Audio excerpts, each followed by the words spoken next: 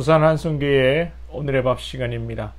6월 7일 토요일 오늘의 밥은 역대상 10장 1절로 14절 말씀입니다. 블레셋 사람들과 이스라엘이 싸우더니 이스라엘 사람들이 블레셋 사람들 앞에서 도망하다가 길보아 산에서 죽임을 당하여 엎드러지니라. 블레셋 사람들이 사울과 그 아들들을 추격하여 블레셋 사람들이 사울의 아들 요나단과 아비나답과 말기수아를 죽이고 사울을 맹렬히 치며 활 쏘는 자가 사울에게 따라 미치매 사울이 그 쏘는 자로 말미암아 심히 다급하여 사울이 자기의 무기를 가진 자에게 이르되 너는 칼을 빼어 그것으로 나를 찌르라. 할 일 받지 못한 자들이 와서 나를 욕되게 할까 두려워하노라. 그러나 그의 무기를 가진 자가 심히 두려워하여 행하기를 원하지 아니하매 사울이 자기 칼을 뽑아서 그 위에 엎드러지니 무기 가진 자가 사울이 죽는 것을 보고 자기도 칼에 엎드러져 죽으니라. 이와 같이 사울과 그의 세 아들과 그 온 집안이 함께 죽으니라. 골짜기에 있는 모든 이스라엘 사람이 그들의 도망한 것과 사울과 그의 아들들이 다 죽은 것을 보고 그 성읍들을 버리고 도망하매 블레셋 사람들이 와서 거기에 거주하니라. 이튿날에 블레셋 사람들이 와서 죽임을 당한 자의 옷을 벗기다가 사울과 그의 아들들이 길보아 산에 엎드러졌음을 보고 곧 사울의 옷을 벗기고 그의 머리와 갑옷을 가져다가 사람을 블레셋 땅 사방에 보내 모든 이방 신전과 그 백성에게 소식을 전하고 사울의 갑옷을 그들의 신전에 두고 그의 머리를 다곤의 신전에 단지라. 길르앗 야베스 모든 사람이 블레셋 사람들이 사울에게 행한 모든 일을 듣고 용사들이 다 일어나서 사울의 시체와 그의 아들들의 시체를 거두어 야베스로 가져다가 그곳 상수리나무 아래에 그 해골을 장사하고 7일간 금식하였더라. 사울이 죽은 것은 여호와께 범죄하였기 때문이라. 그가 여호와의 말씀을 지키지 아니하고 또 신접한 자에게 가르치기를 청하고 여호와께 묻지 아니하였으므로 여호와께서 그를 죽이시고 그 나라를 이새의 아들 다윗에게 넘겨주셨더라. 본문은 사울의 족보를 이야기하면서 사울의 죽음과 가문의 역사를 말씀해주고 있습니다. 우리가 아는 대로 사울은 길보아 전투에서 세 아들과 함께 전사하게 됩니다. 사울의 존재가 어떤 존재인가는 사울의 죽는 장면에서도 우리가 알 수가 있습니다. 사울은 처음 왕이 될 때에 겸손하였다고 우리는 흔히 말합니다.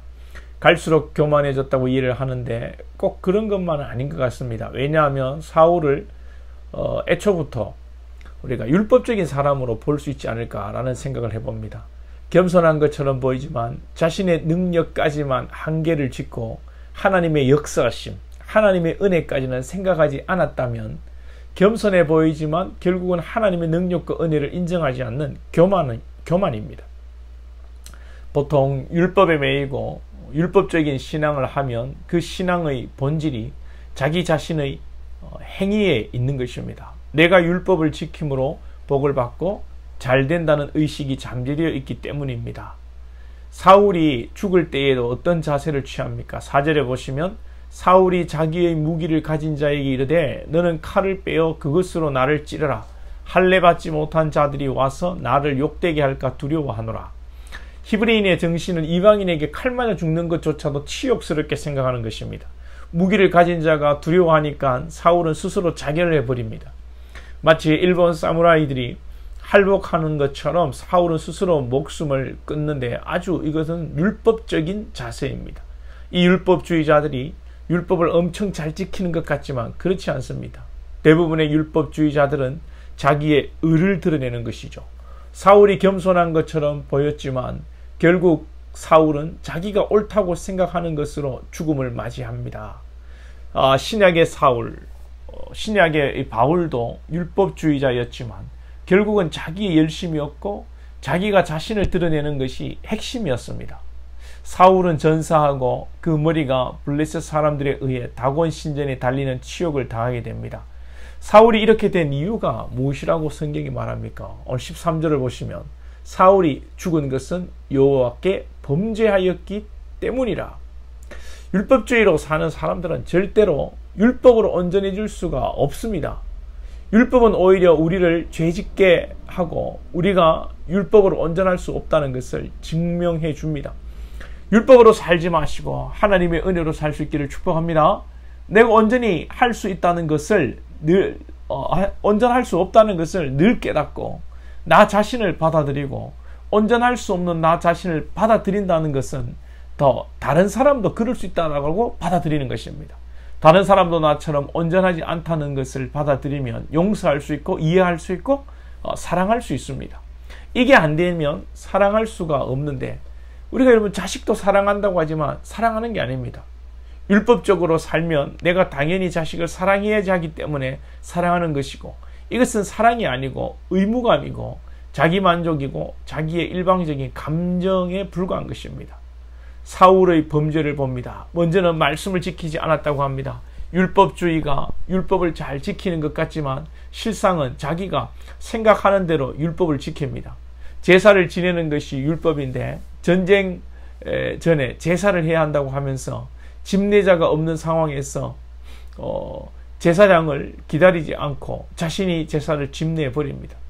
그리고 신접한 자와 접촉합니다. 14절에 보시면 여호와께 묻지 아니하였으므로 여호와께서 그를 죽이시고, 기도하지 않고 이 무당이나 쫓아다니니까 하나님께서 여러분 죽이십니다.